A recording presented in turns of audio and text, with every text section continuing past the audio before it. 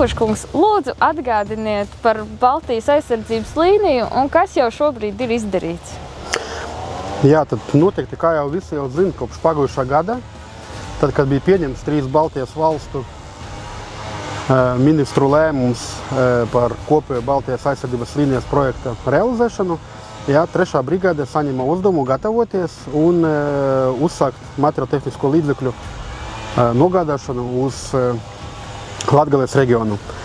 Baltijas aizsardzības līnija tā nav tikai šķēršļi, kas izvietoti gar pašu robežu, bet tas ir lielais komplekss, kas ietver sevi gan šķēršļu izvietošanu, gan atbalstu valsts robežsardzes jau esošai infrastruktūrai, gan arī vairāku nepieciešamu mums papildu projektu realizēšana šajā ietvarā.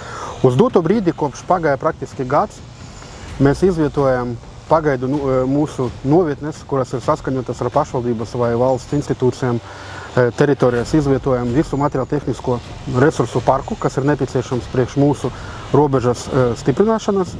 Tagad mēs ļoti cītīgi gaidām pretmobilitātes likumu, kad viņš stāsies spēkā, un mēs tad varēsim ļoti ātri izmantot ne tikai savus militāros resursus, bet arī mūsu civilo sektoru un atbalstītājus, tad uzsāk šo šķēršļu izvietošanu uz zemes. Lielu uzmanību pievēršu tam, ka šeit mēs runājam tikai par šiem nespragušiem šķēršļiem, par viņu izvietošanu, un nekādā gadījumā miera laikā mēs neplānojam izvietot nekādas sprākstošos priekšmetus, jeb šķēršļus uz mūsu teritorijas. Tas ir atgādinājums visiem, un, protams, notiek projektēšana, notiek plānošana šo materiālu resursu iegādēji, un mēs arī plānojam arī Latvijas teritorijas dziļumā, no robežas vismaz 30 km dziļumā no pašas robežas sākuma, tad arī mūsu šķēršļu un pārējās paliek infrastruktūras izveide šīm vajadzībām. Arī dabiskie šķēršļi šeit tiek, teiksim tā, integrēti.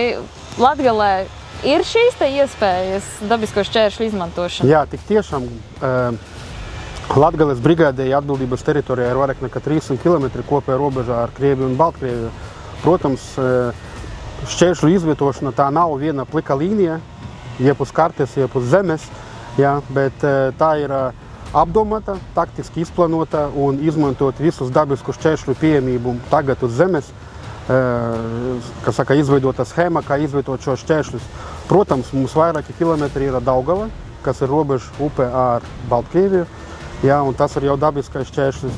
Un, protams, mēs arī zinām, ka Latgale ir un saucās par Zilo ezeru zeme. Šeit ir ļoti daudz ezeru, ļoti daudz strautu, ļoti daudz purvainu vietu, kas arī mums kalpo kā dabiski šķēršļi, kura vieta nav plānota mums izvietot šos šķēršļus.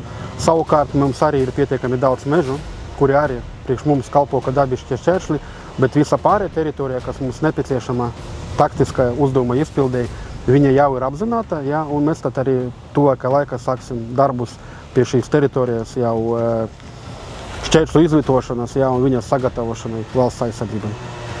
Vēl joprojām tie ir puķu zobi, eži un arī šie te betona bloki. Vai varbūt ir kaut kas jauns nācis vai kaut ko es nepieminēju? Nē, protams, mēs arī strādājam un varbūt daudz iedzīvotāji redzēja uz ceļiem.